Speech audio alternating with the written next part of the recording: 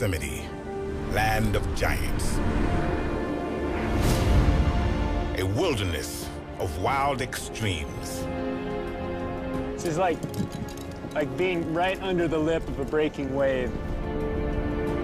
Of towering stone and thundering water. A place of splitting earth and shattered air.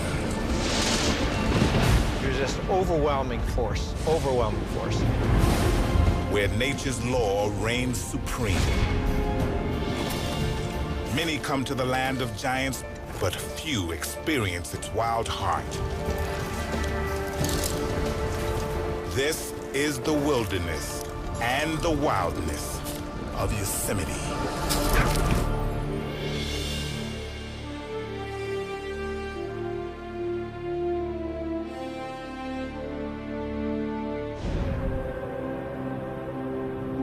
Yosemite is a crown jewel of America's wild spaces.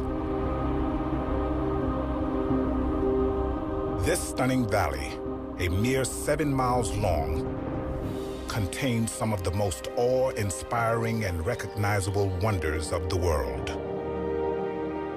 El Capitan and its majestic partner, Half Dome.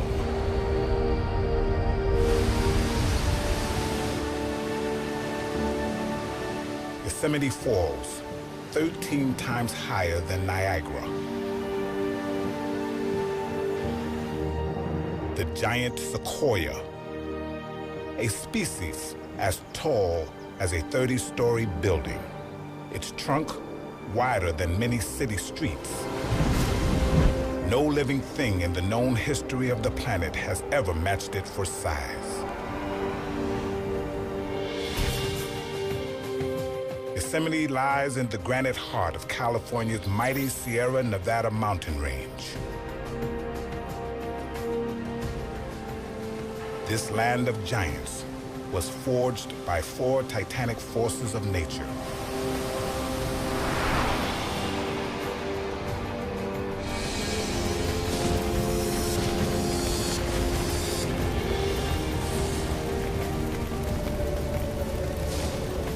Fire. Out of the flames, life comes to this wilderness. I believe and feel that they are breathing a sigh of relief from this fire and this burn. Air.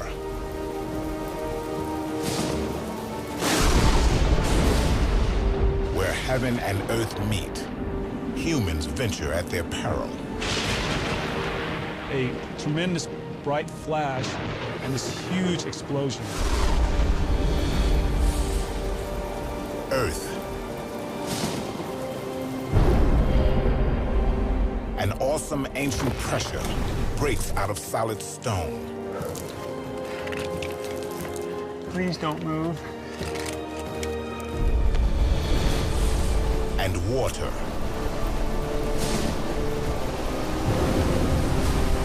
It changes Yosemite every day, every minute, every second.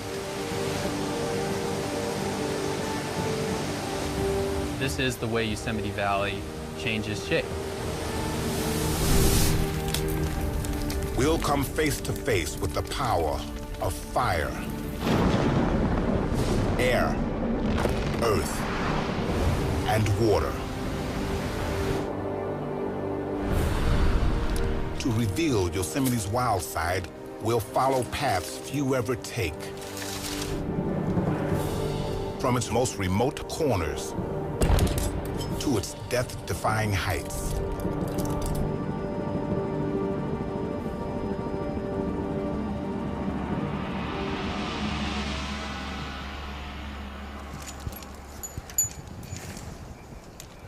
Lincoln Ellis is taking on one of the most difficult and dangerous rock climbs in the world, to the summit of El Capitan. A single chunk of granite, more than half a mile high, twice as tall as the Empire State Building. One of the highest unbroken cliffs in the world. More than 3 million visitors gaze at it every year. Few experience it like this. El Cap requires an expert hand. Lincoln is a world-class climber. On this journey, he'll take us with him. This climb is part extreme sport, part science. Lincoln's guide, an intimate knowledge of El Cap's geology. Whoa, listen to that. That's the noise you don't want to hear as a climber. It's loose. What now towers above Lincoln was once the fiery heart of an immense volcano. 100 million years ago, massive bubbles of magma rose into a huge chamber 5 miles beneath the surface of the Earth. That magma cooled into a single gigantic slab of granite, 350 miles long, 60 miles wide, and 10 miles thick.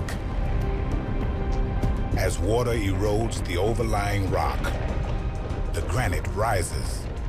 We see parts of it today as El Capitan and Yosemite's other great stone sentinels. It'll take Lincoln and his support climber, Chris McNamara, 3 days to reach the summit of El Cap. If nothing goes wrong. I'm gonna slip in, and we can chow down. You want to race that corner? Yeah, once I get in. Oh, I've got big wall hands.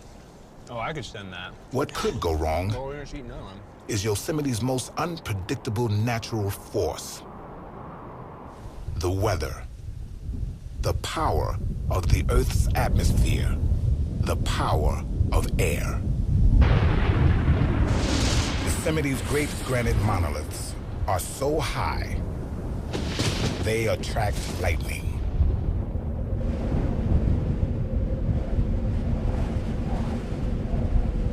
In spring and summer, fierce electrical storms charge up Yosemite's valley. They collide with its domes and peaks. These giant granite formations intensify this power of the air. They create the stage for some of nature's most spectacular shows of force. Bursts of lightning, 5 times hotter than the surface of the sun. Our next journey into Yosemite takes us to one of its deadliest days.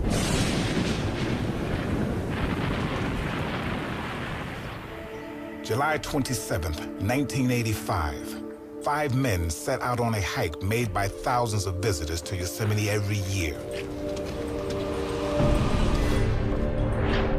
Their destination is 5 miles down the valley from El Capitan, the summit of the park's tallest granite peak, the towering Half Dome. Nearly 5,000 feet high. It's a 10-hour trek that requires no special expertise. These men don't realize their target is the top of a gigantic natural lightning rod. To the south of Yosemite, a huge electrical storm forms.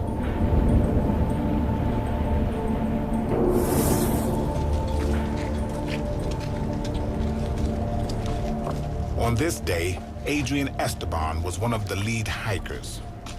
It was predominantly a blue sky with just one little cloud way off in the background. Adrian had hiked Yosemite before, but he'd never seen its wild side. We're hiking along, and we got about the halfway point, and we noticed the cloud is getting closer into the valley, and now it's getting darker and darker. By late afternoon, they're on the exposed face of Half Dome. Within an hour, they will be the only hikers left on the rock. Now they can hear thunder and see lightning in the distance. something about the lightning, the excitement of it all just kind of drove us to go on. A single thunderstorm can contain more energy than 10 atomic bombs. For the instant in which it strikes, a bolt of lightning releases enough power to supply the entire United States. It can pack a fatal blow in the blink of an eye. Bob Magic wrote a book about this fateful day, Shattered Air. Anyone who was in and around Yosemite that day felt that the thunder was the loudest they've ever heard. The reverberations on the ground, on the granite, were the most extreme they've ever felt.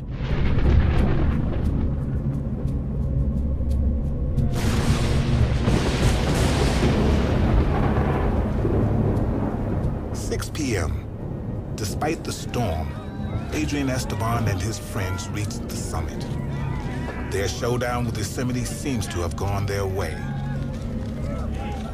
And we saw lightning coming closer, hitting the mountains, surrounding mountains, and it was just awesome.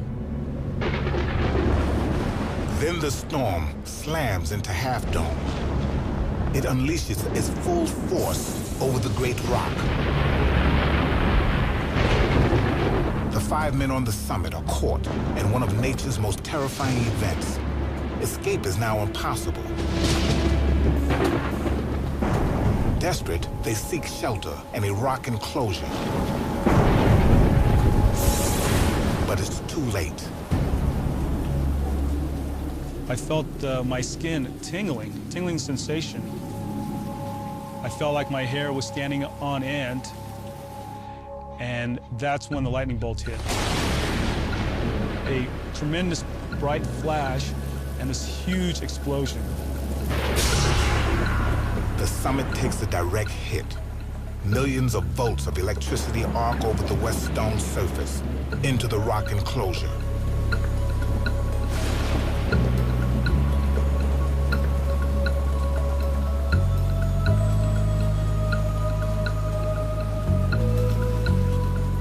The lightning strike kills 2 of Adrian's friends.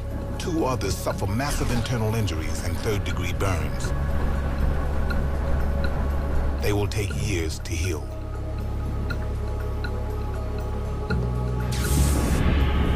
Adrian was in motion when the lightning struck. Because little of his body was in contact with the rock, he did not ground the lightning's electrical charge, and he escaped with minor injuries.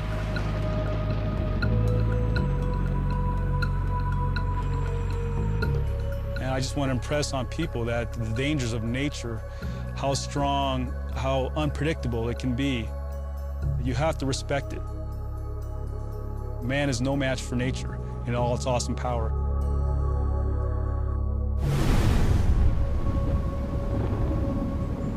Yosemite is a stage where the awesome power of nature plays the lead role. Lincoln Else has a seat in the balcony. He's precariously poised high up the face of El Cap. Above him, nothing but sheer stone and clear air. Lincoln has witnessed the terrifying power of Yosemite storms. They pack a 1-2 punch of force that helps shape this wilderness. Not only do they bring lightning, but water. Millions and millions of gallons.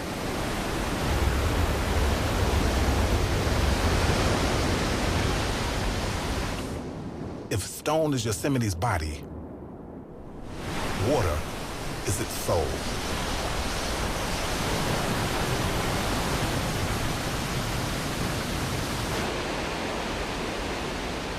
What most visitors see are Yosemite's towering waterfalls, including North America's highest, Yosemite Falls, a 2,500-foot drop.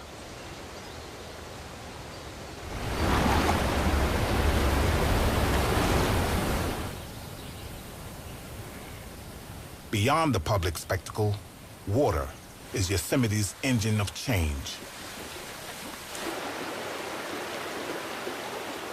All that water works on Yosemite stone.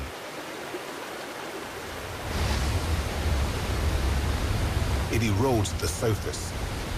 Eventually, that allows the release of pressure. Ancient pressure trapped when the granite cooled from molten.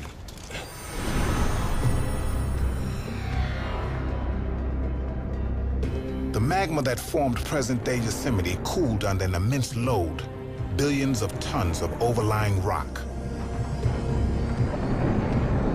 That weight trapped pressure in the granite like a clenched fist. Over the course of 80 million years, the huge slab rose as the earth above it was eroded away. As it reached the surface, the action of water helped release the pressure trapped within the stone. The first sign of that pressure release? Cracks.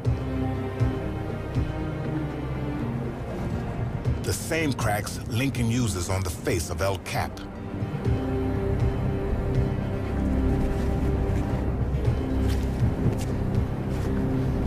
These cracks are his ladder to the top. Their life is all about geology right now. Greg Stock is Yosemite's geologist. Those cracks are helping to define sheets of rock that are loosening from the cliff face. In Yosemite, nothing is fixed in stone. Above and around Lincoln, massive sections of the rock face slowly split away. This splitting process can take millions of years. But the rock can break loose at any second. So the rock on this route is great, except for this section. That noise means this whole thing's not very well attached. For Lincoln, this is not just a rock climb. It's a geology test he can't afford to fail. One of El Cap's most dramatic geological features is the awesome Texas flake. It's been splitting away from the face for thousands of years. Neither Lincoln Else nor Greg Stock really know what holds it on. From the ground, it certainly looks loose. It looks like the kind of thing that would fall. There's no telling when it will do so. Lincoln works his way slowly around the Great Flake. He's over 2,000 feet up. Oh boy. That's as high as a 200-story skyscraper. Now he begins to climb between Texas Flake and the sheer face.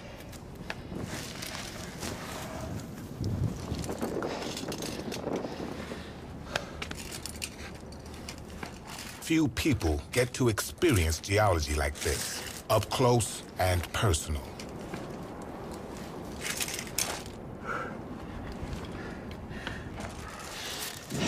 Whole thing's just split away from the wall. Just sitting here. A couple million pounds, who knows?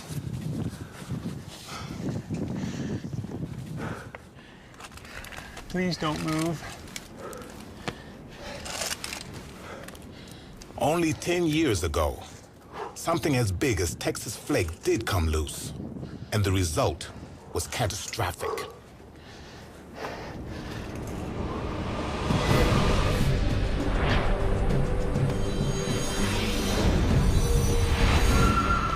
At 6:52 p.m., July 10th, 1996. Without warning, two colossal slabs of granite break free of Yosemite's glacier point and fall 2,500 feet. Together, the slabs are the size of 2 football fields and weigh more than 100,000 tons. They slam into the valley floor at over 200 miles per hour.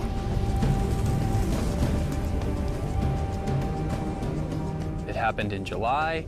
It happened in clear skies, warm temperatures. The air beneath the falling slabs is super compressed and blasts out from the impact point, hurling dust and debris 2,000 feet up. So this air blast followed by this huge dust cloud just swept out over this area and just obliterated the forest here. The blast of air alone caused this tree damage. At 300 miles an hour, it was as powerful as the most devastating tornado. It snapped 1,000 trees like twigs, some up to half a mile away.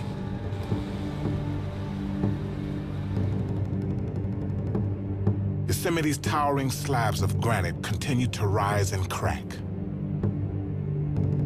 It's not a question if more giant pieces will break away, but a matter of when. Wedged behind Texas Flake, Lincoln Else can only hope that whatever's keeping this giant slab attached to the face keeps it there just a little while longer. No permit is required to climb El Capitan. It's accessible to all who dare. But right now in Yosemite, an entirely unique climb is underway. 10 miles from El Cap, in the backcountry, biologists have rare permission to scale the park's giant sequoias. Their mission may reveal the fate of the largest living thing on Earth. This is the first study in Yosemite to occur in giant sequoia crowns. Scientist Jim Spickler and his team have come here to the Tuolumne Grove of giant sequoias to search for answers about global warming. The forces that control Yosemite may be tipping out of balance. To find out, they need to look in the canopy of the giant sequoias. They may look indestructible, but they're not. Trees this huge require an incredible amount of water that has to be pumped 300 feet straight up. But global warming may cause the water they depend on to dry up. Jim and his team must collect foliage from the very tops of the sequoias. These samples will help them study how well the trees pump water from the ground. The sequoia's pumping system is driven by a solar engine. Evaporation through its foliage sucks a continuous column of water up its trunk like an immense drinking straw. Every day, a single sequoia pumps a ton of water 300 feet straight up. Every day, without pause for thousands of years. It's a hydraulic system more durable and efficient than anything ever designed by man. Jim begins to rig 3 of the sequoias.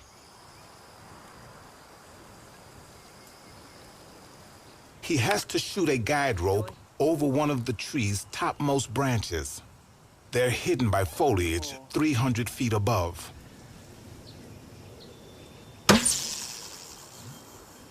Dream. Oh, that looks perfect. An ideal shot over an upper limb. It looks like a perfect rig you have on that tree. Now they must rig. What they're about to climb is as tall as a 27-story building. The sequoias are one of Yosemite's most iconic features, found in few other places on Earth. Fully grown, they weigh around 3,000 tons. They are wider than many city streets. A giant sequoia is also one of the oldest living things on Earth. Some sequoias have been around for some 3,000 years. They were already ancient when Cleopatra reigned in Egypt. Is she ready to go? Yes. It takes Jim and his team a full day to rig the trees.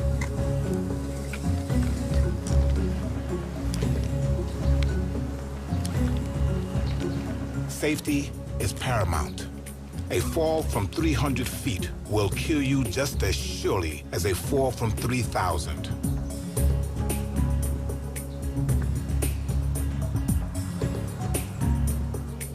Once in the canopy, the team's lead botanist, Anthony Ambrose, calls the shots. It's his research at the University of California, Berkeley, that guides this expedition. One of the first places that the tree's going to experience the effects of climate change is at the treetops, and that's why it's so valuable for us to be able to get up here and study what's going on actually in the trees themselves, because you're not going to be able to answer these types of questions from the ground. The team collects foliage samples from the topmost branches, because this foliage is the engine for nature's greatest water pump.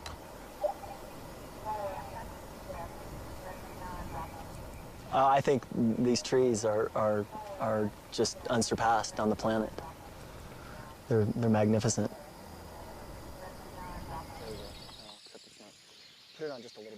In a portable laboratory 250 feet above the ground, Anthony and Jim test the rate of evaporation from their samples. Step on your ledge here, please. They try to find out what will happen to the sequoia's solar pumping system when the sun is hotter and the soil is drier, because that's the predicted effect of global warming. If there's too much evaporation and too little water, the sequoia's solar pump could burn out as it tries to suck water that just isn't there. In this worst-case global warming scenario, the water column inside the sequoias will break and the trees perish.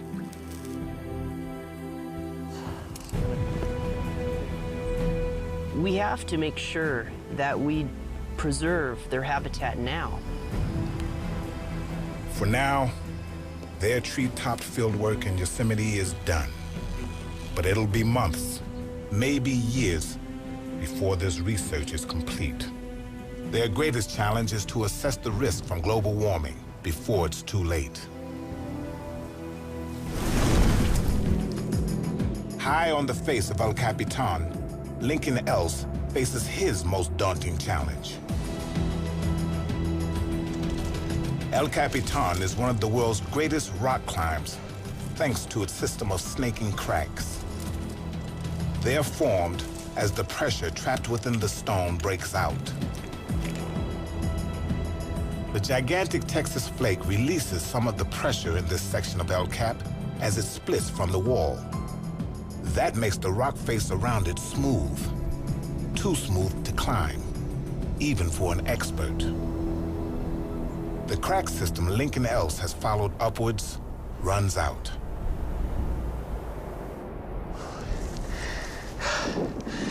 This has got to be one of the crazier parts on El Cap. You finish Texas Flake, crack runs out, and we gotta make it over to the next crack system.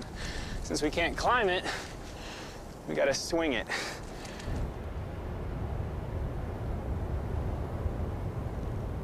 So, I'm down at the end of the line. I'm gonna go for a little ride. Here we go. Swinging, Chris. Lincoln will now attempt one of rock climbing's most spectacular maneuvers. Yosemite climbers call it the king swing. He's 1,500 feet up, hanging on 100 feet of rope.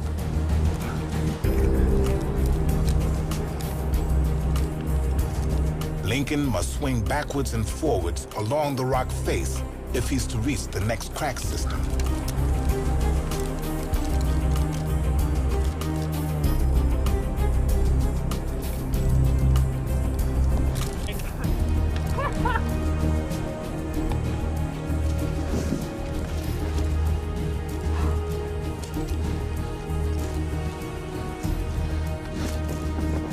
Each swing builds greater momentum and brings him closer and closer to the crack system that leads to the summit.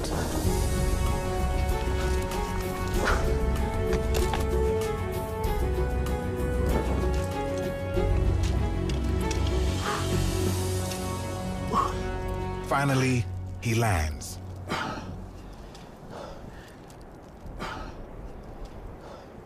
Now, a new set of geological challenges.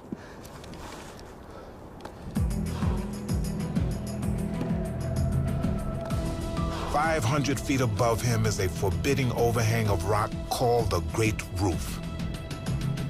This massive geological scar will be Lincoln's last major barrier to the top.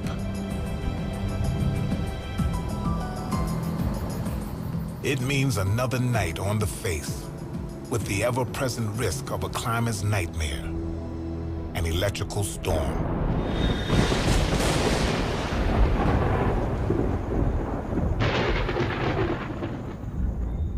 Lightning may be one of nature's most powerful and deadly forces, but drawn down to the earth of Yosemite, it's also a life giver. Lightning starts 88% of all of Yosemite's wildfires. But this wilderness needs fire to survive. Fire lights our next journey into Yosemite. And our guide is Yosemite's fire specialist, Tara Pacina.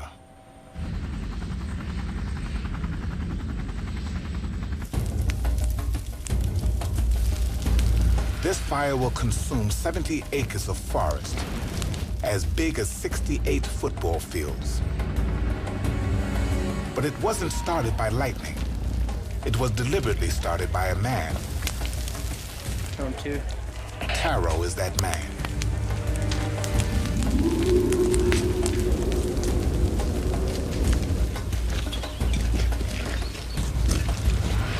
For most of the last century, naturally occurring fires in Yosemite were put out whenever they started.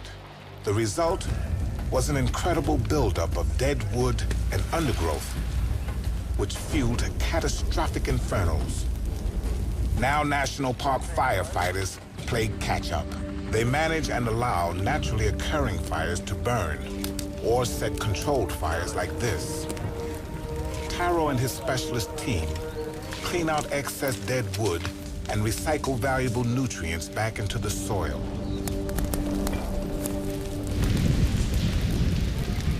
We can't let all fires burn, and we can't put all fires out. We have to find that medium, but understand that fire is vital and important part of our ecosystem.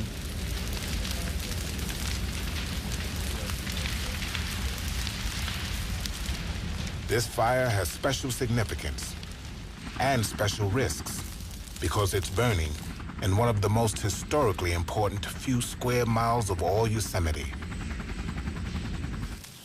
The Mariposa Grove of giant sequoias, Yosemite's largest remaining stand of these great trees. This grove was one of the main reasons President Lincoln took time out from the Civil War to declare Yosemite a protected place in 1864.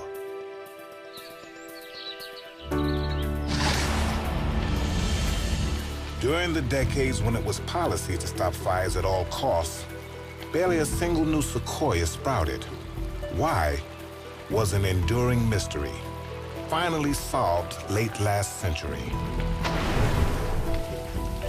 Giant sequoias depend on fire to reproduce. The heat opens their seed cones. Their seeds are released. The flames clear the earth for their germination.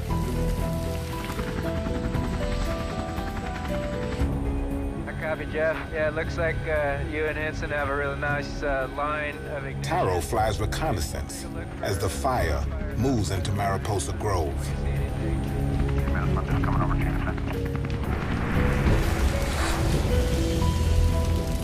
Looks like it is burning a little bit more actively in that second segment. Is that what you're seeing on the ground? While lesser trees blaze around them, the giant sequoias stand virtually unscathed by the flames. They are remarkably fire-resistant. Their bark is the thickest of any tree on Earth, up to 2 feet, and their sap contains a high percentage of the fire-retardant chemical, tannin. You can look at the fire scars at the base of the sequoias. They've seen fire for eons, and they will continue to see it if we have anything to do about it. Taro and his fire team work to bring the natural forces that sustain Yosemite back into balance. Fire is a vital part of life here.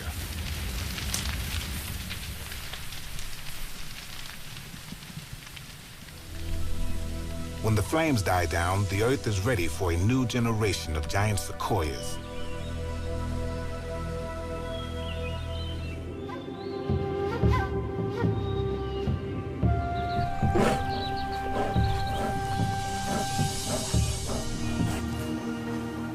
In every corner of the park, Yosemite's rangers and scientists try to restore a balance threatened by man's presence. Tori Sayre is Yosemite's bear specialist. Her mission is to keep Yosemite's bears wild and away from the temptations brought into the park by human visitors. I know that a lot of people, when they think of Yosemite bears, they do think of those bears going through the campsites and parking lots and think of, you know, the bad bears.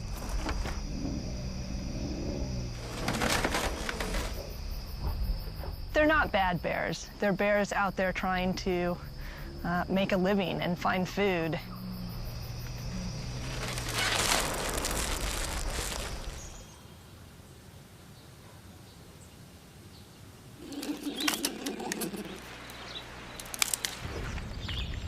For wild bears to stay wild, they need natural food, particularly acorns, one of nature's highest calorie foods. That's where Yosemite's fire policy plays its role in the bear's survival. Fire clears the canopy and allows sunlight for young oak trees to grow. Forest needs fire. It allows new growth, and with that comes more of a natural food supply for bears. Tori's research shows that more and more bears trade Yosemite's car parks and campgrounds for its wild spaces, and their overall numbers are increasing.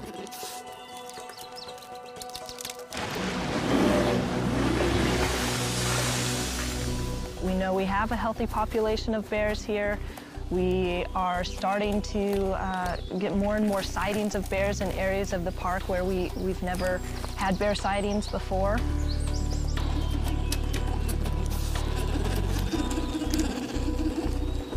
But Yosemite's human guardians cannot protect it from what happens beyond its borders. Evidence is mounting that climate change, global warming, is upsetting the natural forces that have kept Yosemite in balance for eons. Finding undisturbed nature, even in Yosemite, is a challenge greater than ever.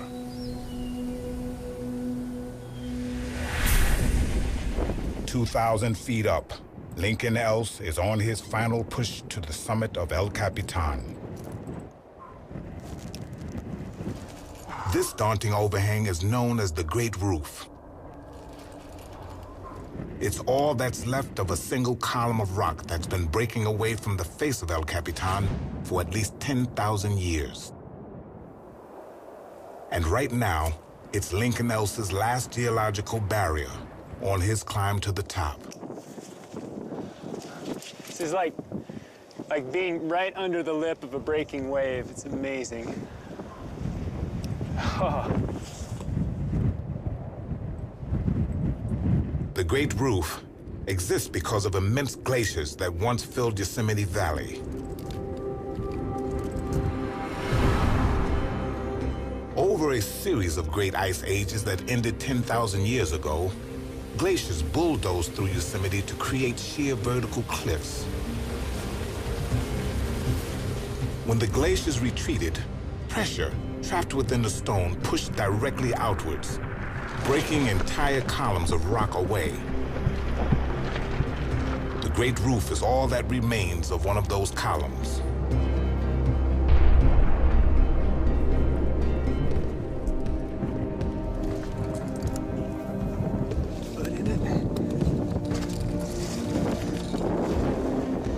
This is the balancing act that's involved in climbing El Cap.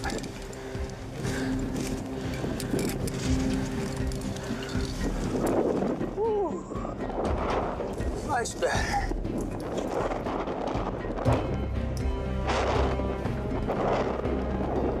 Okay.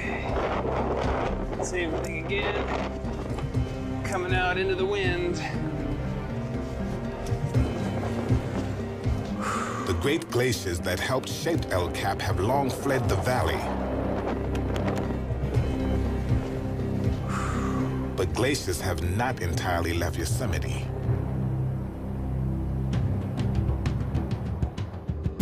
"20 miles from Lincoln, in a rarely visited part of the park, Yosemite's last significant glacier fades like an old memory.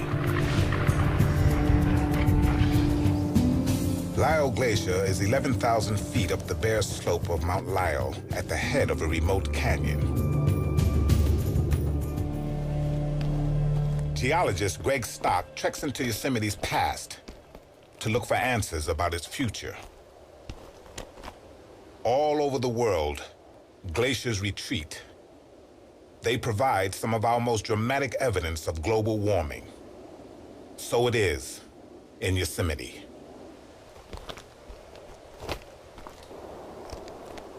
Greg chases a glacier that shrinks faster and faster up the mountain as temperatures become warmer.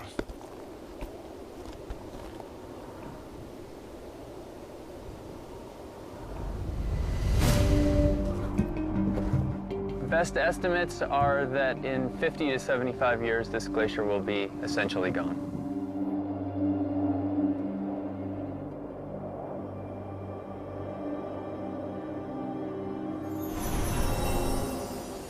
Global warming isn't the only external force that threatens Yosemite. The drift of aerial pesticides from outside the park has helped push one of Yosemite's most abundant creatures to the brink of extinction, the mountain yellow-legged frog.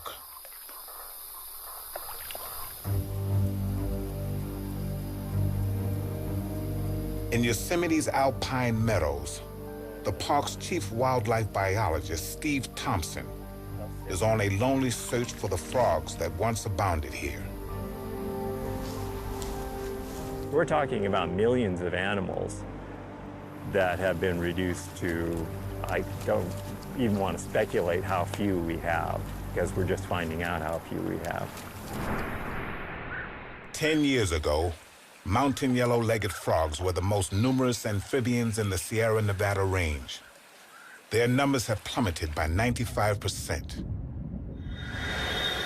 And the glacial ponds and lakes of Yosemite are one of their last refuges. People have this image of a national park being held inviolate, protected. But unless there is change, immediate change and big change, they're likely to lose a lot of the things that they hold dear here in Yosemite.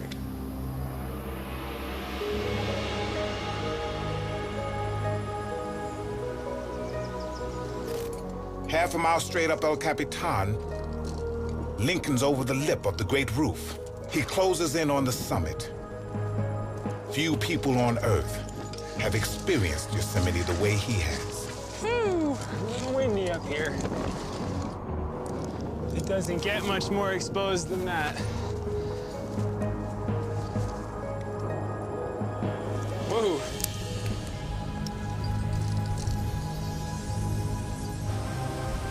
To those who only see the postcard views, Yosemite seems an ancient and unchanging place.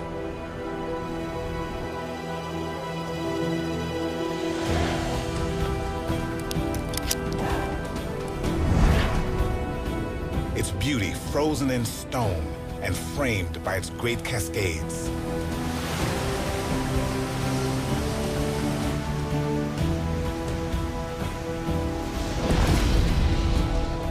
Our journeys into Yosemite have shown it's anything but unchanging.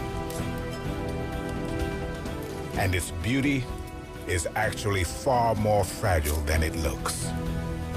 From the time humans first set foot in this extraordinary wilderness, it's been a place of wonder and inspiration. Woo. What a crazy place.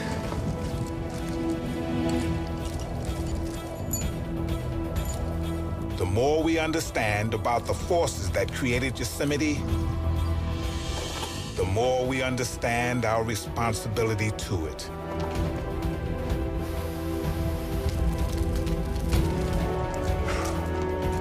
Beyond earth, air, fire, and water, man is now the power shaping Yosemite. The last flake.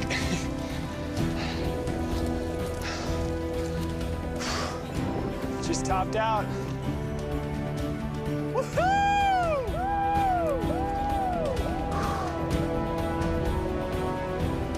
Its future is in our hands.